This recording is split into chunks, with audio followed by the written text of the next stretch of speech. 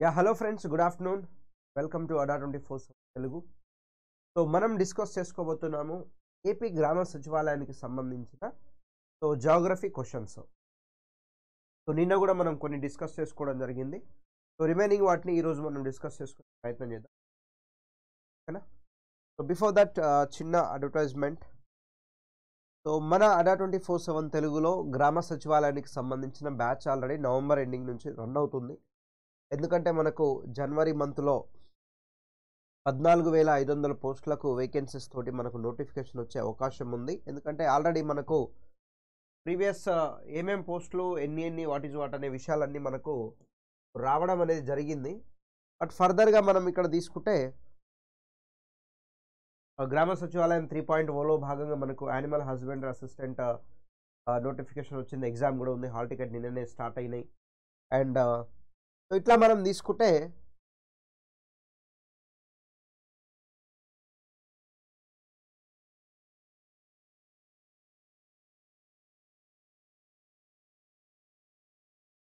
Not open మనకు batch November ending నుంచి start అయింది. బ్యాచ్ అది సమ్ టెక్నికల్ ఇష్యూ ఓపెన్ అవుతలేదు. నో ప్రాబ్లం, నేను చూపిస్తాను.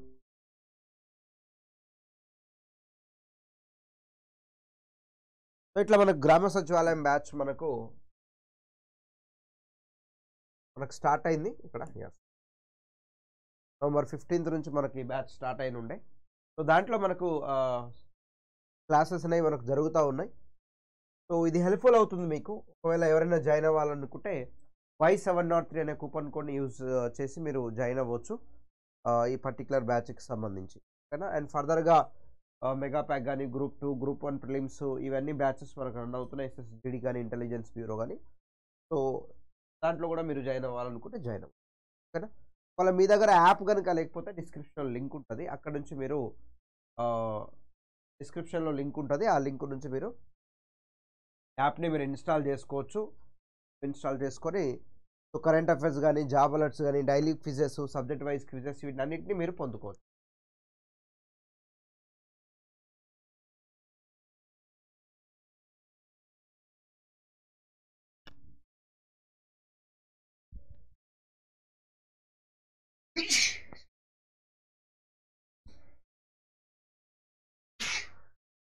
పర్చేస్ చేయాలనుకుంటే Y703 ఫస్ట్ క్వశ్చన్ చూడండి.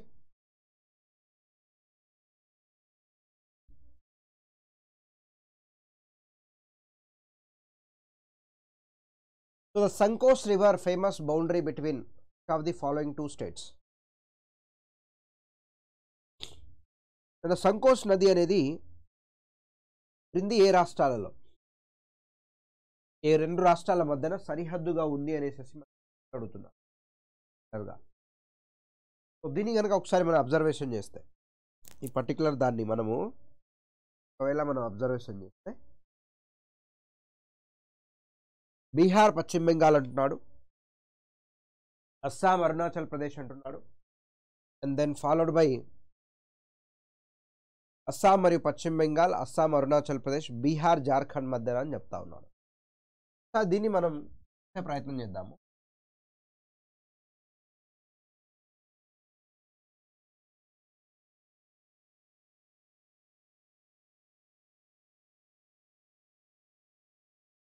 సో ఇలా మనము ఇండియా మ్యాప్ని డ్రా చేస్తాం. వెస్ట్ బెంగాల్, ఓకే,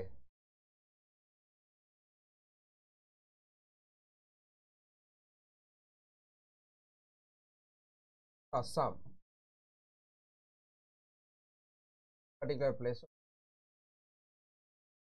ప్రాంతంగా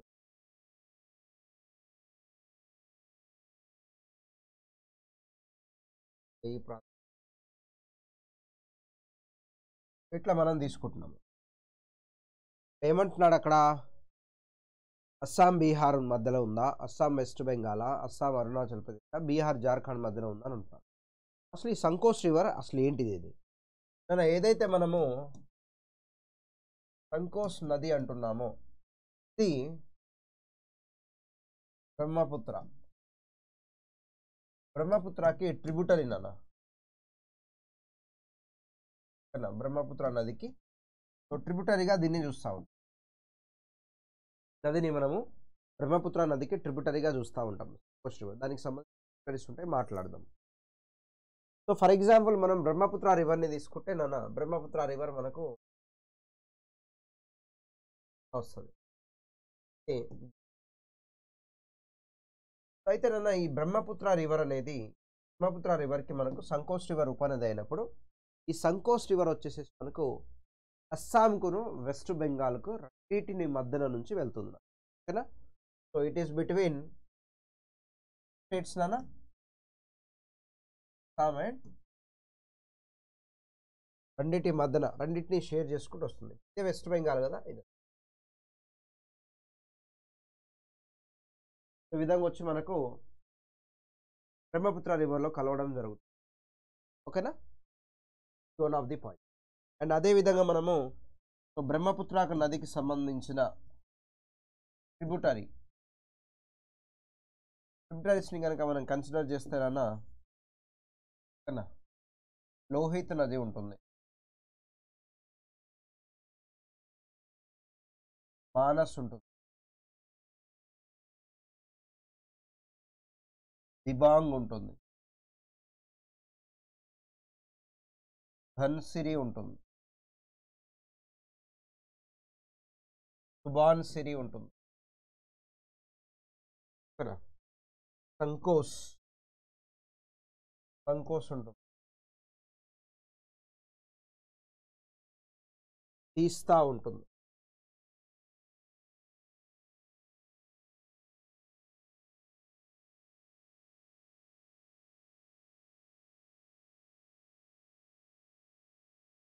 లోహిత్, మానస్, దిబాంగ్, కోపిలి.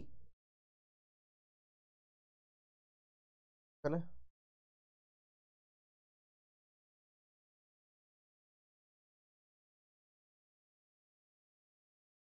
కోపిలి, తుంకోసు, ఇలా ఉంటాయి నాన్న.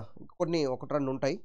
సో లోహిత్, మానస్, దిబాంగ్, ధన్సిరి, బాన్సిరి, సంకోస్, తీస్తా, ఓకేనా, అండ్ కోపిలి, ఇలాంటి నదులు ఉంటాయి నాన్న. సో ఇవన్నీ మనకు బ్రహ్మపుత్రకు సంబంధించిన ట్రిబ్యూటరీస్గా మనం మాట్లాడుతూ ఉంటాం. సుమారుగా 2900 కిలోమీటర్ ట్రావెల్ చేస్తుంది.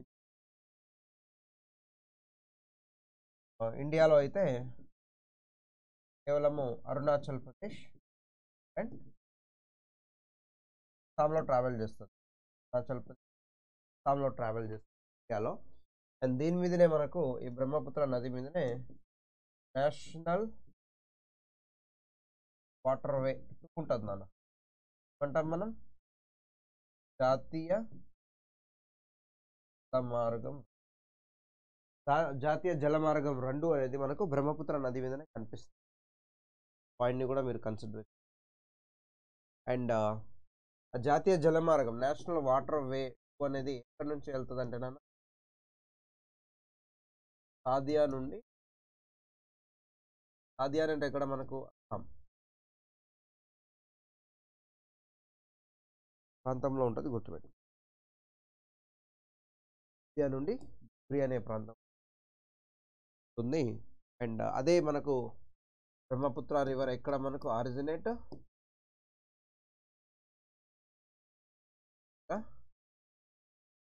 అనే ప్లేస్, ఆరిజినేట్ ఫ్రమ్ సమయంగా డంగా, ఈ పర్టికులర్ ప్లేస్ దగ్గర అది మనకు ఆరిజినేట్.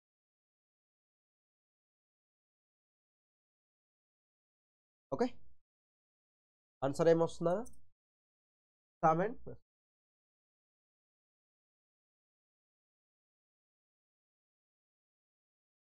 చూడండి. ఏపీకి సంబంధించిన క్వశ్చన్, జాగ్రఫీ ఏమంటున్నాడు? Which is the largest district in Andhra Pradesh in terms of population? జనాభా ప్రకారంగా పెద్ద జిల్లా ఏమంటారు? ప్రకాశం, వెస్ట్ గోదావరి, నెల్లూరు, సీతారామరాజు డిస్ట్రిక్ట్ ఇచ్చాడు.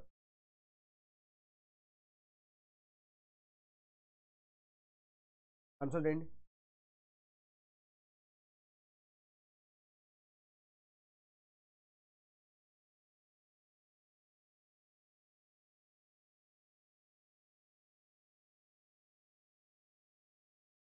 శ్రీ పొట్టి శ్రీరాములు నెల్లూరు జిల్లా వచ్చేసేసి మనకు హైయెస్ట్. సో మనం ఎక్కువ విషయంలో కనుక కన్సిడర్ చేస్తే మాక్సిమం పాపులేషన్ పాపులేషన్కి సంబంధించి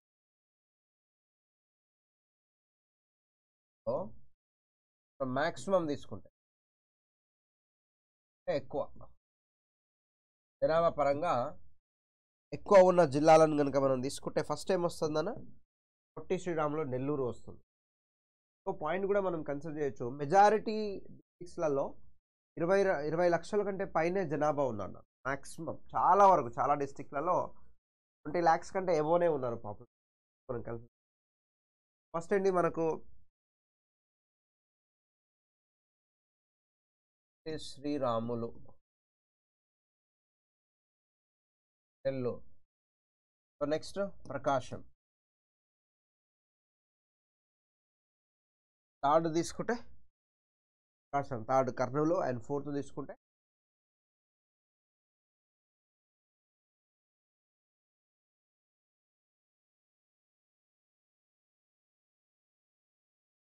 ఇది మనకు ఇన్ టర్మ్స్ ఆఫ్ మ్యాక్సిమం నాన్న ఎక్కువ ఉన్న దాంట్లో అలా మినిమం తీసుకుంటే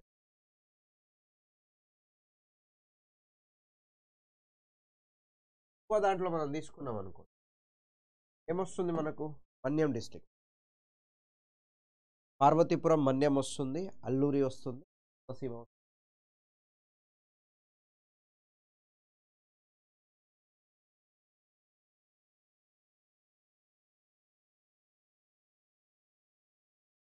తర్వాత అల్లూరి డిస్ట్రిక్ట్. థర్డ్ వన్ తీసుకుంటే మనకు కోనసీమ వస్తుంది అన్న, కోనసీమ అనకాపల్లి, బిఆర్ అంబేద్కర్ కోనసీమ.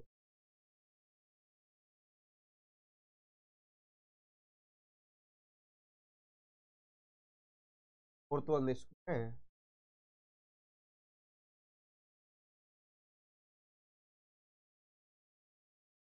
ఇవి మనకు మ్యాక్సిమం మినిమం ఎక్కువ పాపులేషన్ కలిగిన జిల్లాలు, తక్కువ పాపులేషన్ కలిగిన జిల్లాలు తీసుకుంటాం. ఒకవేళ మనం పాపులేషన్ డెన్సిటీ తీసుకుంటాం, ఎక్కడ పాపులేషన్ డెన్సిటీ వైజాగ్లో ఉంటుంది. Population density జనసాంద్రత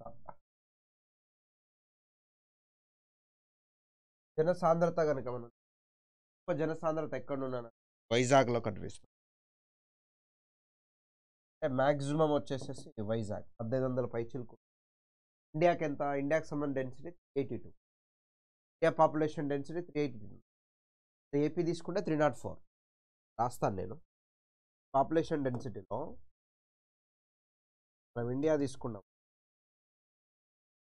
82 per 1000 per square ఫీట్కి,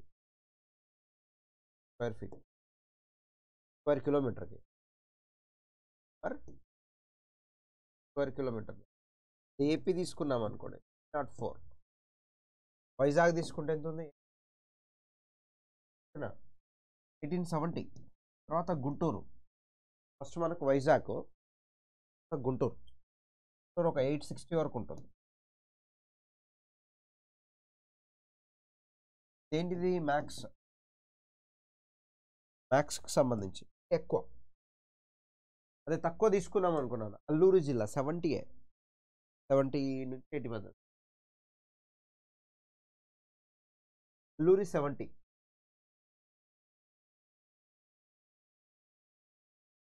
దీనికి డబల్ వేసుకోండి, 80 పెట్టి డబల్ వేస్తే 160. 8కి 2 కలిపితే 80 అవుతుంది. దాన్ని డబల్ చేసినాం అనుకోండి ప్రకాశం పర్ స్క్వేర్ కిలోమీటర్. సో ఇలా ఉంటుంది. ఇది మినిమం, ఇది మ్యాక్సిమమ్, ఇది మినిమం. ఇది పాపులేషన్ చదరపు కిలోమీటర్ విస్తీర్ణంలో ఉండే జనాభా అన్నట్టు. ఓకేనా? That is the point. Okay, పాపులేషన్లో 10th ప్లేస్ నాన్న, 4.9, 4.95 కోట్లు. ఒకవేళ మనం శాతంలో కనుక 0. ఇది ఇండియన్ పాపులేషన్. ఆన్సర్ ఏంటి నాన్న దీనికి? నెల్లూరు. చూడండి క్వశ్చన్కి ఆన్సర్ చేయండి.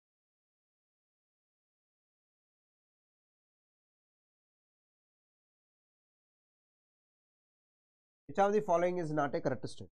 క్రింది వాటిలో ఏది కరెక్ట్ స్టేట్మెంట్ కాదు అంటున్నాను. Answer please. Both Khasi Hills and Mizo Hills is part of Patkai range. Kungpui or Blue Mountain is the highest point of Khasi Hills also known. All are correct.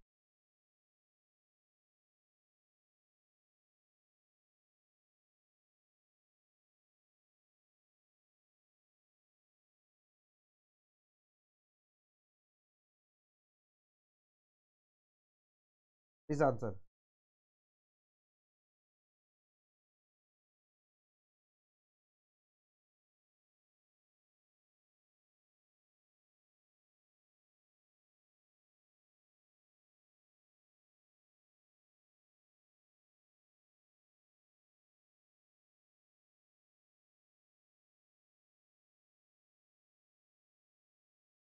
నేను ఇక్కడ దీంట్లో correct statement కాంది అంటున్నాడు. నన్ను C వచ్చేసేసి correct statement కాదు. ఇక్కడ దీంట్లో C వచ్చేసేసి కరెక్ట్ స్టేట్మెంట్ కాదు. యాక్చువల్లీ మనకు బేసికల్గా తీసుకుంటేనన్నా నార్త్ ఈస్ట్ తీసుకున్నప్పుడు ఇవన్నీ పూర్వాంచల్లో భాగంగా కనిపిస్తూ ఉంటాయి. మనం పూర్వాంచల్లో భాగంగా కనిపిస్తూ ఉంటాయి. దీంట్లో ఇక్కడ పూర్వాంచల్ని మనం ఏమంటాం, ఇక్కడ పట్కాయి బొమ్మ అంటాము. నాగాలాండ్లో నాగాకొండ,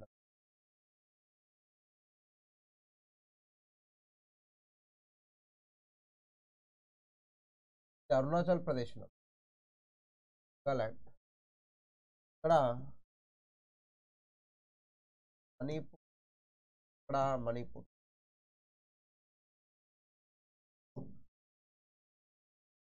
మిజో హిల్స్ అంటాము. మిజో హిల్స్, స్కై హిల్స్ అంటాము. స్కై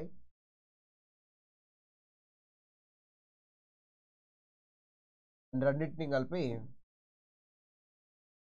షై హిల్స్ అని కూడా అంటా ఉంటాం. జనరల్గా మనకి ఇచ్చిన ఇన్ఫర్మేషన్ పూర్వాంచల్లో భాగంగా వస్తాయి నాన్న. పూర్వాంచల్లో భాగంగా వస్తాయి. ఏంటిది? ఖాసీ హిల్స్. ఖాసీ ఎక్కడ ఉంటాయి నాన్న? మేఘాలయలో ఉంటాయి.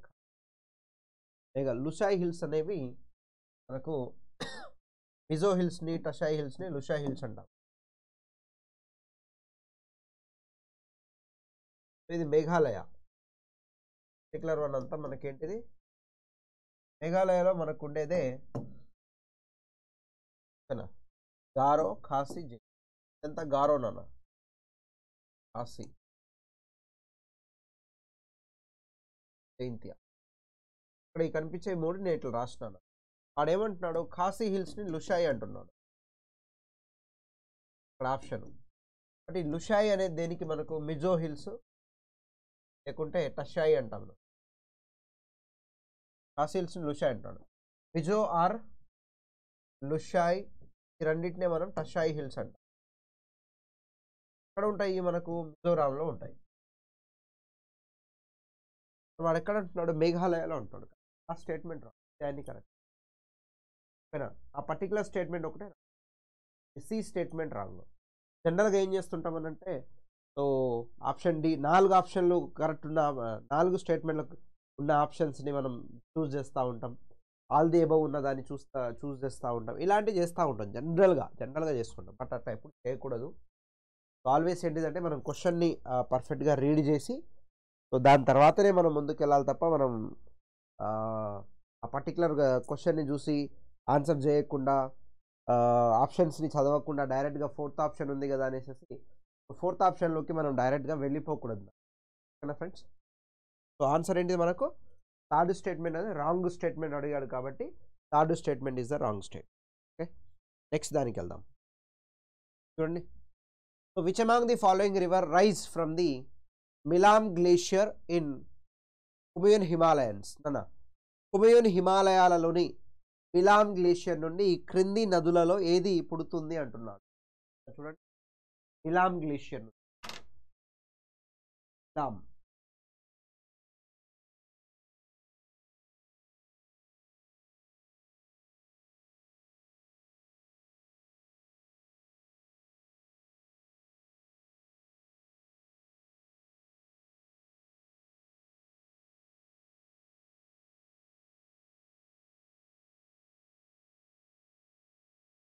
Sharada, Ramganga, Gori Ganga, Yamuna. Sharda river, Ramganga river, Gori Ganga and Yamuna river. అంటే ఈ పర్టిక్యులర్ క్వశ్చన్‌కి ఆన్సర్ వచ్చేసేసి ఆప్షన్ సి నాన్న. ఓకేనా. ఆప్షన్ సి వచ్చేసేసి పర్టిక్యులర్ క్వశ్చన్‌కి సంబంధించిన ఆన్సర్. సో మరి మిలాన్ గ్లేషియర్ నాన్న, మిలాన్ హిమానీ నదం అంటాం. ఓకేనా. మిలాన్ హిమానీ నదం. పర్టిక్యులర్ పాయింట్ ఆఫ్ వ్యూలో మనం కన్సిడర్ చేస్తే ఇక్కడ ఉత్తరాఖండ్ అన్న. ఉత్తరాఖండ్ పాయింట్ ఆఫ్ వ్యూలో ఓకేనా, ఉత్తరాఖండ్ ఉత్తరాఖండ్ అనే జిల్లా ఉంటుంది నాన్న. ఉత్తరాఖండ్ జిల్లాలోనే మనకు మిలాన్ హిమానీ నదం అది ఉత్తరాఖండ్లోనన్న. ఉత్తరాఖండ్లో మనకు ఉత్తరాఖండ్ అనే జిల్లా ఉంటుంది. ఇక్కడ ఈ మిలామి గ్లేషియర్, మిలామి హిమానదం ఉంటుందన్న. ఆ పర్టిక్యులర్ ప్లేస్ దగ్గర నుంచి సో గౌరీ గంగా అనే రివర్ మనకు ఆ రివర్. సో చిన్న చిన్నగా ట్రిబ్యూటరీస్ ఉంటాయి నాన్న. అలా ఉంటాయి రివర్ అన్నప్పుడు చిన్న చిన్న స్ట్రీమ్ కూడా వెళ్తుంటుంది. వాటన్నిటిని మనం కన్సిడర్ చేయాల్సిన అవసరం లేదు, కానీ కొన్ని వాటిని డెఫినెట్గా we need to study. Okay. So Gauri Ganga గురించి మీరు తెలుసుకోండి. రామ్ గంగా మీకు తెలుసు కదా. రామ్ గంగా అనేది ఉత్తరాఖండ్లోనే ఉద్భవిస్తుంది. శారదా ఉత్తరాఖండ్ ఉద్భవిస్తుంది. యమున ఉత్తరాఖండ్లోనే ఉద్భవిస్తుంది. ఇవన్నీ మనకు గంగా నదిలో మెర్జ్ అయ్యే రివర్స్ అన్నట్టు.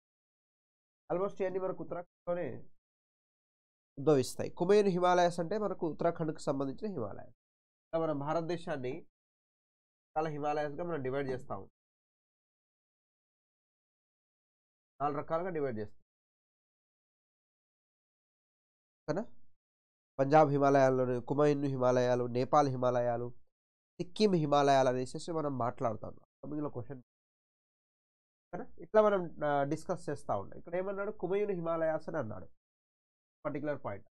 మిలాన్ గ్లేషియర్ అనేది ఉత్తరాఖండ్లోని పిత్రఘాట్ అనే జిల్లాలో ఉంటుందన్న, గుర్తుపెట్టుకోండి. అక్కడ నుంచి మనకు గోరీ గంగా ఇది మనకు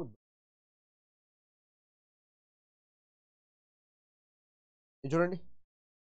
ట్రాఫిక్ ఆఫ్ క్యాన్సర్ అందరికి తెలిసింది. మన కర్కట రేఖ గురించి ట్రాఫిక్ ఆఫ్ క్యాన్సర్ ఏం రేఖ అనగా కర్కట రేఖ.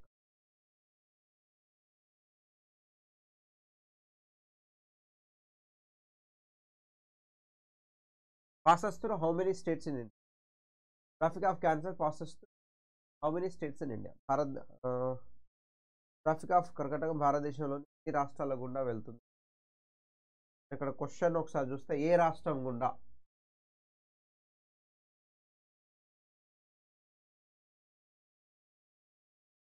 Tropic of cancer passes through which state?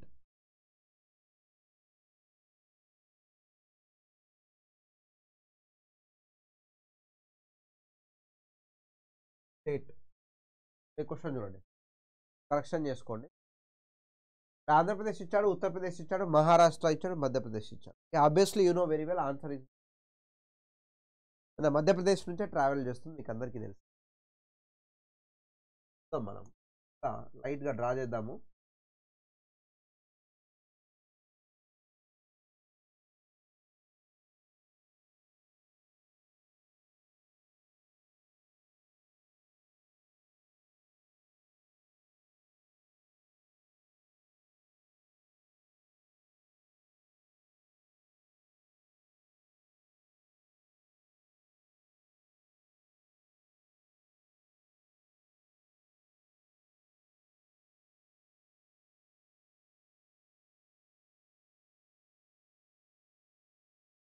ఇలా ఇండియా మ్యాప్ని మనం డ్రా చేసినాము.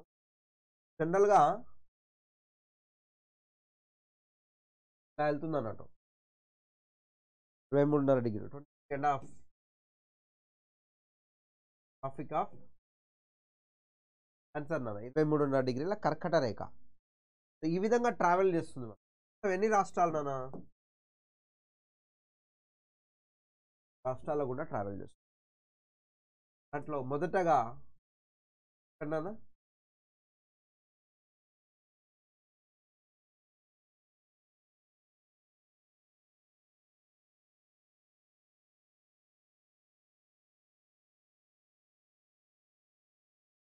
మూడోది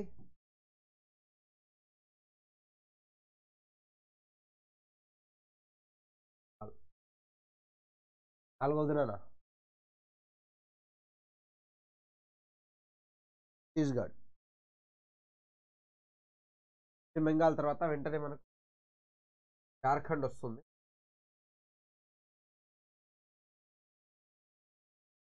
ఐదోది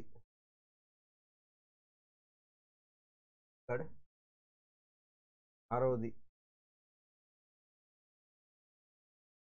ఆంధ్రప్రదేశ్. ఏడోది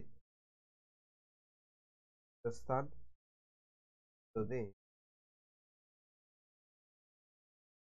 ఇలా ఎందుకు రాసిన? జనరల్గా గుజరాత్ దగ్గర నుంచి రాయాలి కదా మనం. 23.5 డిగ్రీల కర్కట రేఖ అనేది తూర్పు నుండి మనకి వెళ్తుంది. స్టార్టింగ్ ఎక్కడ? మిజోరాం. 23.5 డిగ్రీల కర్కట రేఖ అనేది ఇనిషియల్గా ఎక్కడ స్టార్ట్ అవుతుందంటే మిజోరాంలోనే స్టార్ట్ అవుతుంది. మిజోరాంలో ఎంట్రీ ఇస్తుంది. ఎగ్జిట్ గుజరాత్. అందుకని ఇలా రాసిన. ఇది క్రొనలాజికల్ ఆర్డర్ గుర్తుపెట్టు, చాలా ఇంపార్టెంట్. ఆర్డర్ అన్నట్టు ఎగ్జామ్లో అడగొచ్చు. మీకున్న 8 జిల్లాలు ఇవ్వచ్చు, ఏదైనా ఇవ్వచ్చు. 8 జిల్లాల్లో ఏవైనా 4 ఇవ్వచ్చు నాన్న. సో 23.5 డిగ్రీల కర్కట రేఖ కలిగిన రాష్ట్రాలను వరుస క్రమంలో పేర్చండి అని మిమ్మల్ని అడుగుతాడు. మిజోరాం ఇవ్వచ్చు, ఇవ్వకపోవచ్చు. త్రిపుర ఇవ్వచ్చు, ఇవ్వకపోవచ్చు. మధ్యలో ఏదైనా ఛత్తీస్గఢ్, జార్ఖండ్ ఇవ్వచ్చు, రాజస్థాన్ ఇవ్వచ్చు, లేకుంటే మిజోరామే ఇవ్వచ్చు. వాడు ఎట్లా ఇవ్వచ్చు? నీకు 8 కంపల్సరీ తెలియాలి. 8 కంపల్సరీ తెలియాలి కాదు, ఫస్ట్ ఏంటిది అనేది తెలియాలి. అవుతుందా? ఇది ఎవడైనా చెప్తాడు.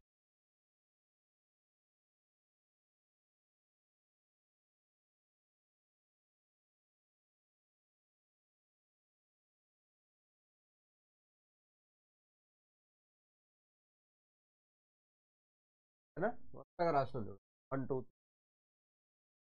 ఇట్లా కంపల్సరీగా. వీటిలో ఎక్కువ దూరం ఎక్కడన్నా వాళ్ళు మనం ఎక్కువ తీసుకుంటే మనం మాట్లాడుకున్నాం. And at the same time ఇవి నదులను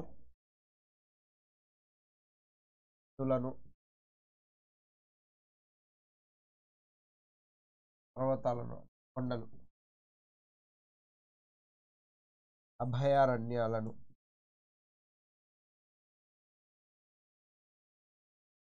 పార్కులను వీటిని దాటుకుంటా పోతాయి. నదులను, కొండలను, అభయారణ్యాలను వీటన్నిటిని దాటుకొని మనకి వెళ్ళడం జరుగుతుంది. దాంతోపాటుగా పట్టణాలు, ఓకేనా? పట్టణాలు, అభయారణ్యాలు, పట్టణాలు ఇలాంటి వాటన్నిటిని దాటుకుంటా పోతుంది. నదులు, పర్వతాలు, ఓకేనా? నదులు, పర్వతాలు, అభయారణ్యాలు, నేషనల్ పార్కులు, వైల్డ్ లైఫ్ సాంచురీ అన్నిటినీ దాటుకొని వెళ్తుంది ట్రాఫిక్ ఆఫ్ క్యాన్సర్. 23.5 డిగ్రీల కర్కట రేఖ. మకర రేఖ వెళ్తుంది మరి భూమధ్య రేఖ కింద నుంచి వెళ్తుంది కాబట్టి దాని గురించి. అదే ఒకవేళ మనము 83.5 22.5 ఏంటిది? ఇది మనం ఇండియన్ స్టాండర్డ్ ప్రామాణిక రేఖ. రెండు ఎక్కడ కలుసుకుంటాయి అంటే ఛత్తీస్గఢ్లోని వైకుంఠాపూర్ అంటాము. ఇక్కడ రాయపూర్ క్యాపిటల్ సిటీ. ఛత్తీస్గఢ్ యొక్క క్యాపిటల్ సిటీ ఏంటిది నాన్న? రాయపూరే కదా. రాయపూర్ క్యాపిటల్ సిటీలో మనకు బైకుంఠాపూర్ అనేది మనం ఎక్కడ టైంని చూస్తూ ఉంటామంటే మిర్జాపూర్, యూపీలోని మిర్జాపూర్ గల వింధ్యాచల్ చాలా ఉంటాయి. దాంట్లో మనం కానీ ఆన్సర్ మధ్యప్రదేశ్. చూడండి, which of the following monsoon account for most of the rainfall in India. భారతదేశంలో చూసే వర్షపాతం ఏదైతే అంటే ఏ ఋతుపవనాల వల్ల కింది వాటిలో ఏ ఋతుపవనాలు భారతదేశంలో అత్యధిక వర్షానికి కారణమవుతాయి అంటున్నారు.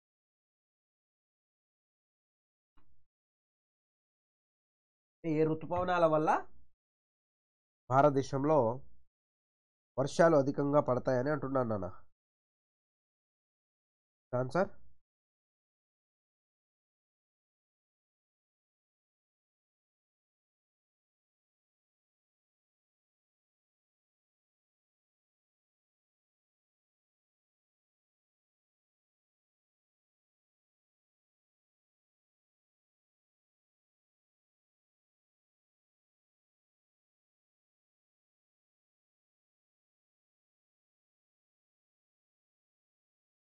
చూడండి, నార్త్ ఈస్ట్ మాన్సూన్స్ నాన్న, ఈశాన్య ఋతుపవనాలు, నైరుతి, ఆగ్నేయ ఋతుపవనాలు, తూర్పు ఆసియా ఋతుపవనాలు, డిఫరెంట్ కైండ్స్గా మనకి ఇచ్చాడు. ఒకసారి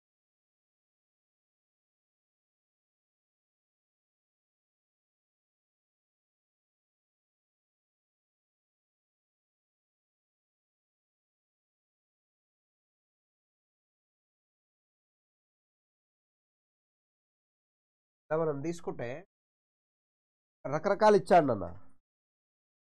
మరి సౌత్, నార్త్ రకరకాలు ఇచ్చాడు. బట్ మనకు మేజర్గా వర్షం పడేది మాత్రం నైరుతి ఋతుపవనాల వల్లనే.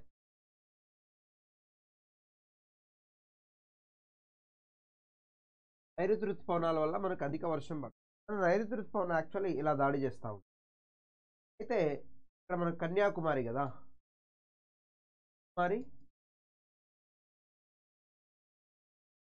అయితే ఇక్కడ ఎప్పుడైతే ఋతుపవనాలు దాడి చేస్తాయో ఇదంతా వెస్టర్న్ ఘాట్స్ కదా, టూ స్ట్రీమ్స్గా విడిపోతాయి నాన్న ఋతుపవనాలు. ఒక స్ట్రీమ్ ఇలా వెళ్తాయి, ఇలా చేస్తూ ఉంటాయి.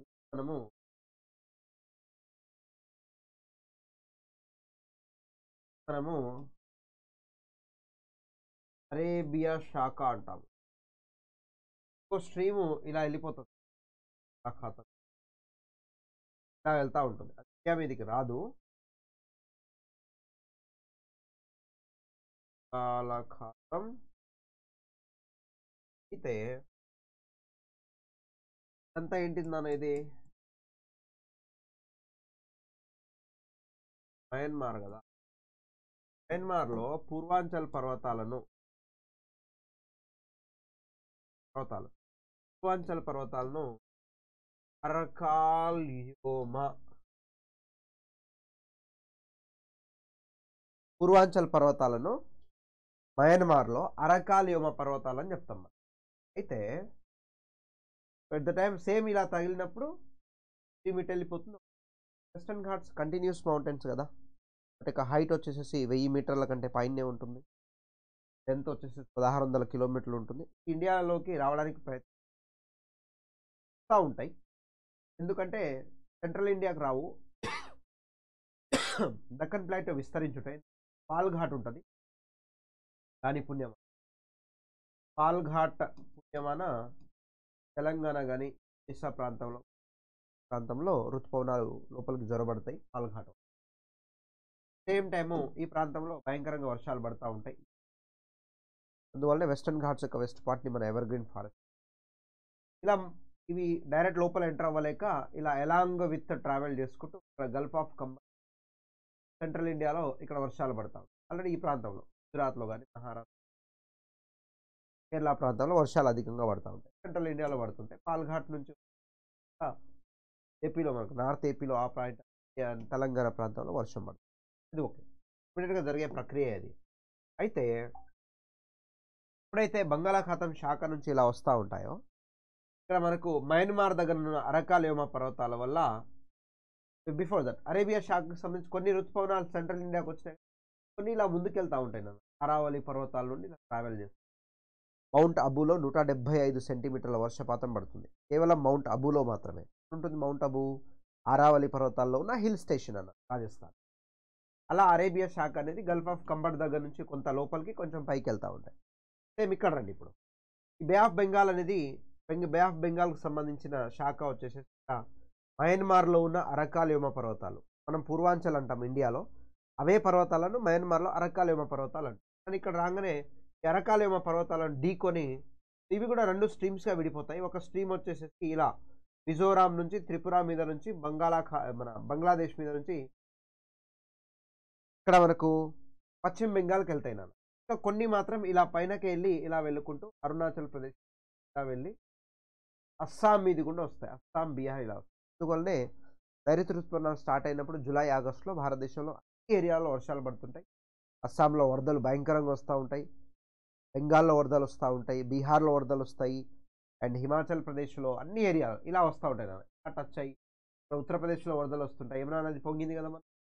అలా వస్తుంటాయి. మళ్ళీ ఇక్కడ ఇది ఒక స్ట్రీమ్. మళ్ళీ ఇది సేమ్ ఇలా వచ్చి చోటా నాగ్‌పూర్ పీఠభూమిలో ఒక స్ట్రీమ్. ఏ అనే స్ట్రీమ్. బి అనే స్ట్రీమ్ ఇలా వెళ్ళుకుంటూ రండి ఇక్కడ డాష్ ఇచ్చి జమ్మూ కాశ్మీర్‌కి స్ప్రెడ్ అయితాయి. ఇట్లా సౌత్ వెస్ట్ మాన్సూన్స్ వల్ల భారతదేశంలో అత్యధికంగా వర్షాలు పడతాయి.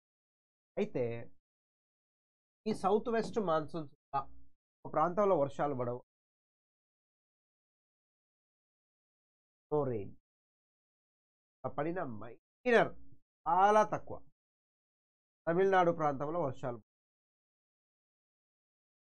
సౌత్ వెస్ట్ మాన్సూన్ నైరుతి ఋతుపవనాల వల్ల వర్షాలు పడని ప్రాంతం ఏదంటే Tamil Nadu. Coromandel coast. Edmund Halley తీరం అని ఉంటుంది. దాన్ని చెప్తేనే అర్థమైంది. ఇది దీనివల్ల నాన్న ఇక్కడ తమిళనాడులో వర్షాలు పడవు. తర్వాత నార్త్ ఈస్ట్ రెయిన్ఫాల్. ఈశాన్య అంటాం మనం. ఇప్పుడు ఈ ఋతుపవనాలు అన్న వెళ్ళాక మళ్ళీ తిరోగమన ఋతుపవనాలు వస్తాయి. తిరోగమన ఋతుపవనాల్లో ఎక్కువ వర్షం ఎక్కడ పడుతుందంటే తమిళనాడులో పడుతుంది. రివర్స్. నైరుతి ఋతుపవనాలలో వర్షం తక్కువ పడేది ఎక్కడ మనకు? వర్షం తక్కువ పడేది వచ్చేసి Tamil Nadu.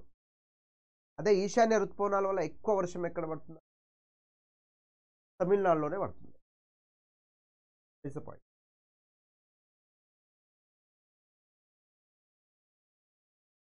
Okay.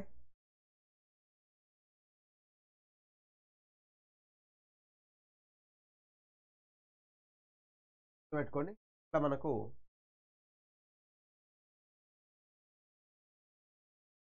Answer south west. ఇది మనం దీని గురించి రేపటి సెషన్లో మనం డిస్కస్.